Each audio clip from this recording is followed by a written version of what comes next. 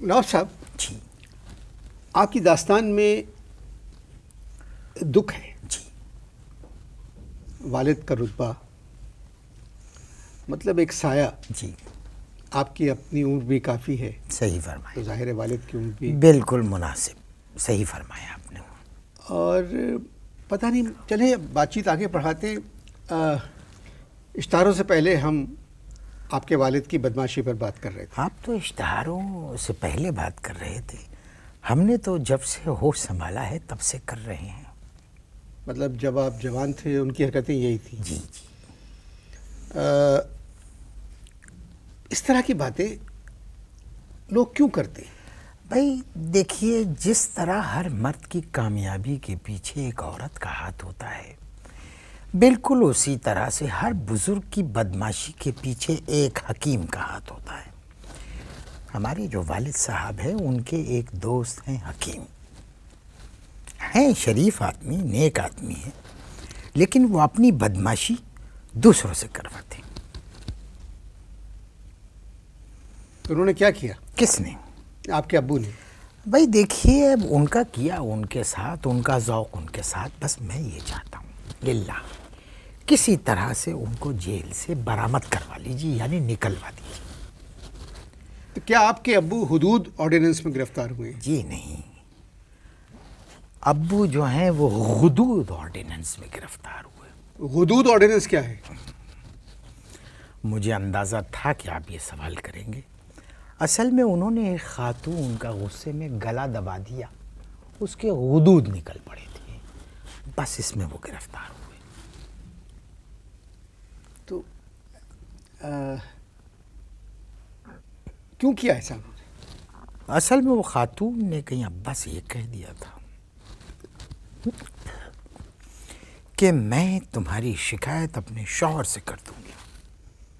ابا کو غصہ آ گیا، ابا نے گلا دبا دیا. تو کیا خاتون کو جانتے تھے؟ بھائی اگر جانتے تو خاتون یہ کیوں کہتی کہ میں شوہر سے شکایت کر دوں گی؟ تو پھر اس خاتون سے ملے کہاں تھے؟ اصل میں اس خاتون کو ابا حضور اردو پڑھانے جاتے تھے. صرف 3 دن پڑھایا اور چوتھے دن یہ حادثہ ہو گیا. تو آپ کے ابو استاد ہیں؟ جی ہاں. اب اگر بات کھل گئی ہے، ذکر چل پڑا ہے، تو یہ کہنے میں کوئی قباحت نہیں کہ ابا بدمعاشوں کے بھی استاد ہیں. اب دیکھیے، میں آپ سے ایک بات بتاؤں کہ ایک خاتون کو یہ فارسی پڑھانے جاتے تھے، ٹھیک ہے، فارسی پڑھانے جاتے تھے. ایک روز وہ خاتون کا شوہر ابا کو یعنی بازار سے مارتا ہوا سیڑھیوں تک لا کے چھوڑ گیا. آپ لوگوں کے سامنے؟ جی ہاں. تو وہاں انہوں نے کیا کیا؟ اب اصل میں ہوا یہ، جو قصہ ہمیں پتہ چلا وہ یہ کہ جب وہ خاتون کو پڑھانے جاتے تھے، ایک دن جب پڑھانے گئے تو انہوں نے کہا کہ بھائی تھوڑا انتظار کیجیے. ابا کہنے لگے نہیں مجھے بہت جلدی ہے. خاتون کہنے لگی بس میں ابھی سر دھو کر آئی. تو کہنے لگے والد صاحب کہ میں دھلا دیتا ہوں. بس اس نے کہا اچھا ذرا توقف کیجیے. بٹھایا والد صاحب کو، دوسرے کمرے میں گئی، جا کے شوہر کو ٹیلی فون کیا. 15 منٹ بعد شوہر صاحب تشریف لائے اور جانوروں کی طرح سے، اللہ معاف کرے، والد صاحب کو کوٹتے ہوئے گھر کی یعنی دہلیز پر چھوڑ کے چلے گئے. کس قسم کے انسان ہیں آپ کے والد صاحب؟ اب دیکھیے وہ کس قسم کے انسان ہیں یہ تو اللہ بہتر جانتا ہے، یہ وہ جانے، ان کا ذوق جانے. بس آپ کسی طرح سے انہیں چھڑوا دیجیے. جیل میں آپ کی ملاقات والد صاحب سے ہوئی؟ اللہ معاف کرے، جیل میں بھی وہ اپنی بدمعاشی سے باز نہیں آئے.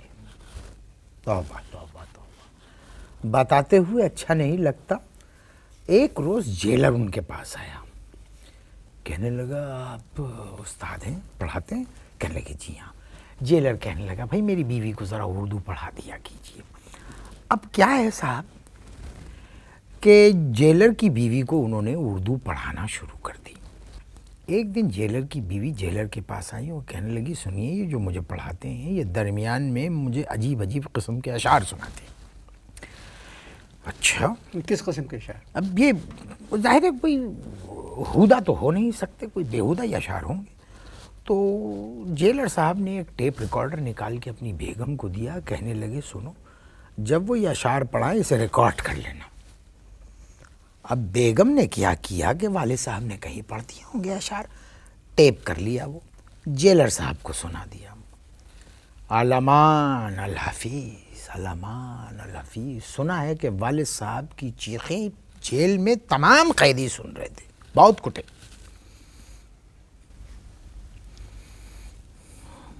جب تک آپ محترم مہمان کے والد صاحب کی چیخیں سنیں، جی نواب صاحب وقفہ ختم ہو گیا۔ جی جو کچھ آپ نے اپنے والد صاحب کے لیے فرمایا ہے، جی اس کو سن کر مجھے یہ احساس ہوتا ہے کہ آپ انہیں کسی نفسیاتی ڈاکٹر کو دکھائیں۔ بھائی دیکھیے، جو آپ کہیں گے وہ میں کرنے کے لیے تیار ہوں، بس للہ ان کو کسی طرح سے رہائی دلوا دیجیے۔ پڑھے لکھے ہیں؟ ارے لعنت ہے ایسی تعلیم پر، ایم اے کی 1 ڈگری، کورٹ کی 300 ڈگریاں۔ تو پھر یوں کریں کہ ان کو تھوڑے دن جیل میں رہنے دیں، کیا پتہ وہ معزز شہری بن کے نکلیں۔ ارے صاحب، ہر دفعہ ہم یہی سوچتے ہیں کہ اب جب وہ نکلیں گے تو معزز شہری ہو جائیں گے، لیکن باہر نکلتے ہی کسی نہ کسی معزز شہری کے ساتھ کوئی نہ کوئی حرکت کر گزرتے ہیں۔ آپ کے ابا کی داستان بہت دکھ بھری ہے۔ اب آپ خود بتائیں میں کیا کر سکتا ہوں آپ کے ابا کے لیے؟ میں آپ کے ابا کے لیے کیا کر سکتا ہوں؟ پاکستان ایک آزاد مملکت ہے، جی ہے یا نہیں؟ جی جی ہر شخص یہاں پر آزاد ہے یا نہیں؟ ہے۔ تو پھر میرے ابا کیوں اندر ہے؟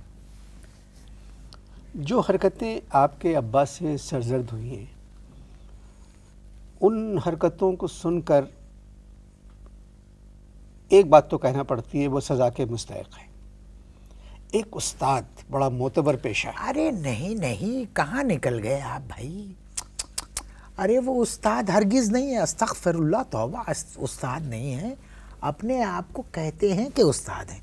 تھوڑا بہت اردو آتی ہے، تھوڑی سی فارسی آتی ہے، بس اپنے آپ کو کہتے ہیں میں استاد ہوں۔ ابھی پچھلے دنوں کا ذکر ہے کہ میرے سسر بیٹھے ہوئے تھے اور ساس بیٹھی ہوئی تھی۔ میری ساس سے کہنے لگے میں آپ کو عربی پڑھاؤں گا۔ اب پوچھئے سسر نے کیا کیا میرے؟ کیا کہا؟ اپنی بیگم کو سکھر بھیج دیا کہ اس سے کچھ پڑھنے سے بہتر ہے تم سکھر میں رہو۔